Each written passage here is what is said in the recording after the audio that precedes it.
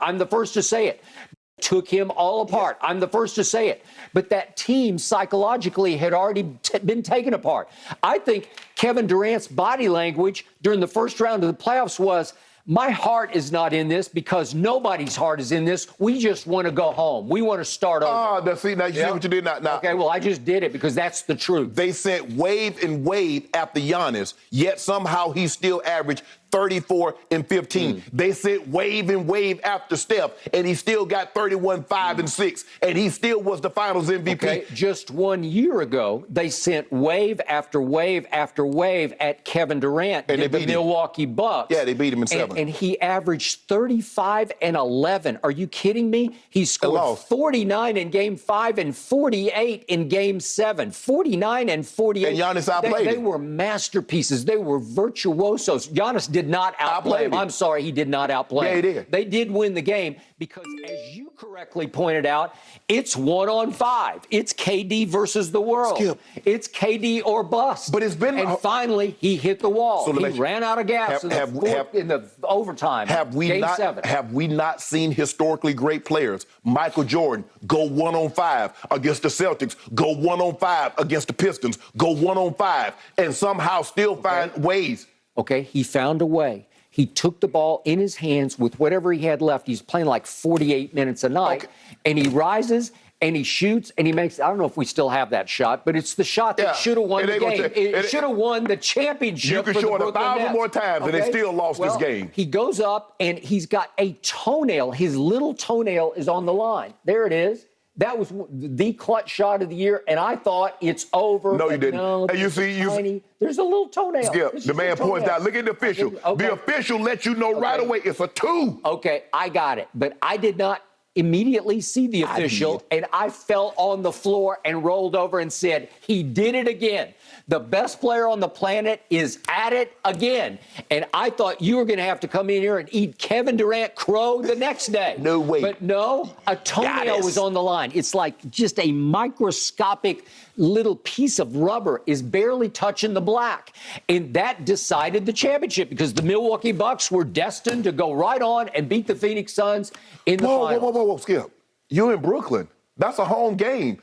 Kevin Durant tied the game. You're in overtime. Now it's time for Kevin Durant. Did you watch James Harden? No, I'm not. This is not about James Harden. I don't even know why we're mentioning James Harden. Well, we are because it was 1-on-5. No, this is about Kevin Durant. You're telling me Kevin Durant is the best player in the NBA, and he's had time last year. He's had time this year to show you that he's the best player. Now, the guy that I've seen consistently do that is Giannis. The guy that I said that's consistently played his tail off and should be ranked in the top 2 is Nikola Jokic. So for me, and I saw what Steph did this year. I saw that with my own eyes against the very team that locked Kevin Durant up. I saw what Jason Tatum did. I saw what Jaylen Brown did. I saw what Marcus Smart did. And they had no answer for little Steph. Little Chef Steph. Wardell Curry. The guy that hosted the ESPN. He said, I never imagined this. Well, are we talking about the same guy who down the stretch of Game 1 at home in San Francisco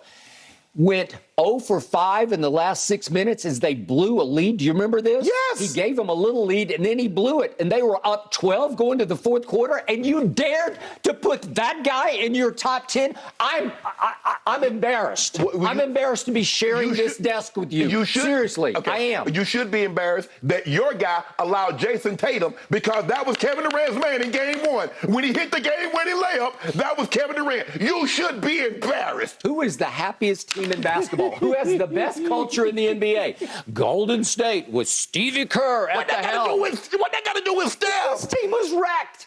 This team was a disaster of a nightmare of a debacle. You know it, and I look at him. He's wrecked. The team, hold on. Not the team that's wrecked that Kevin Durant helped put together. How can that team be wrecked? He helped put it together. No, he didn't. He followed Kyrie to Brooklyn. You know it, and I know it.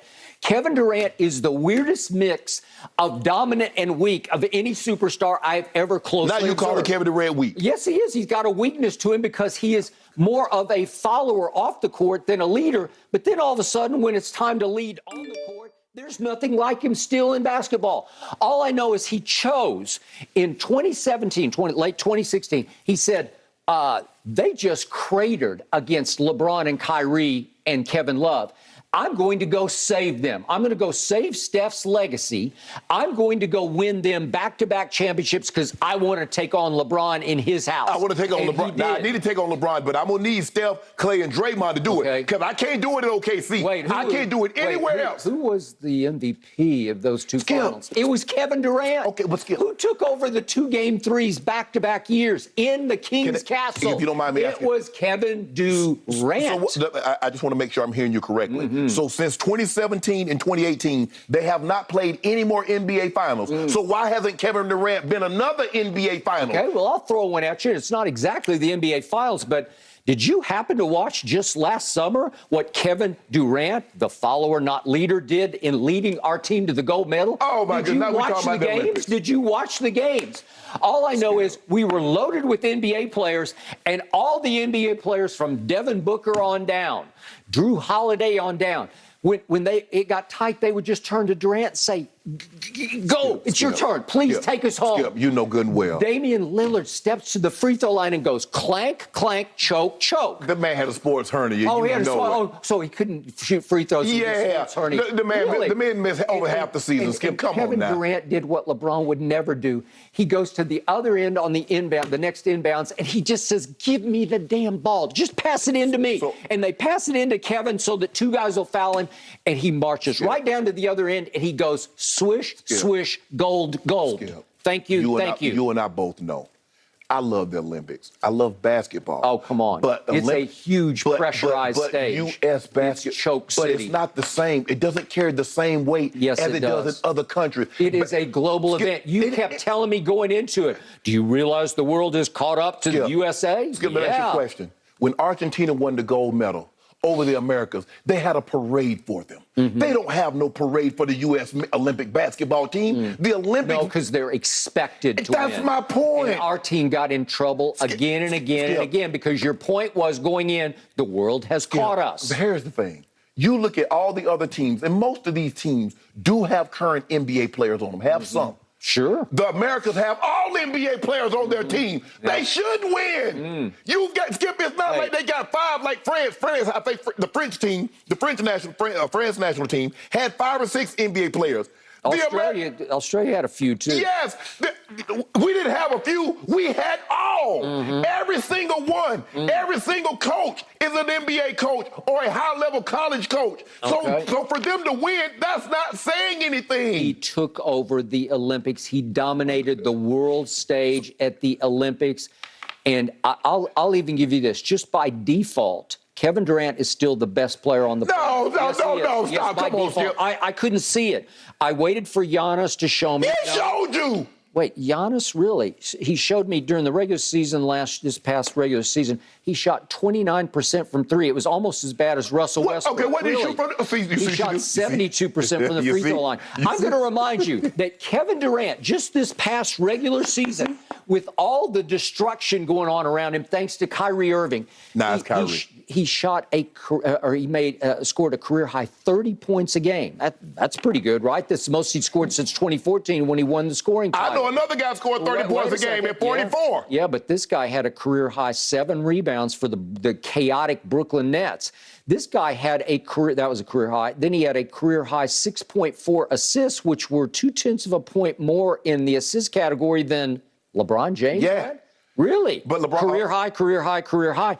Actually, Kevin Durant, amid all the Kyrie-caused chaos in Brooklyn, had a career high in every category in just 55 games because he was hurt. But LeBron only played 55 What you try to do is that every time I give you something, you talk about three-point shooting, and you talk about free throw shooting. There's more to the game of basketball than three-point shooting and free throw shooting. Giannis Antetokounmpo is a better basketball player. Can Kevin Durant play? Can Kevin Durant play on the defensive end like Giannis? Yes, he can. He can't play like Giannis. I'll give you that. But listen, Kevin Durant is no liability on the defensive end like other people I could refer to.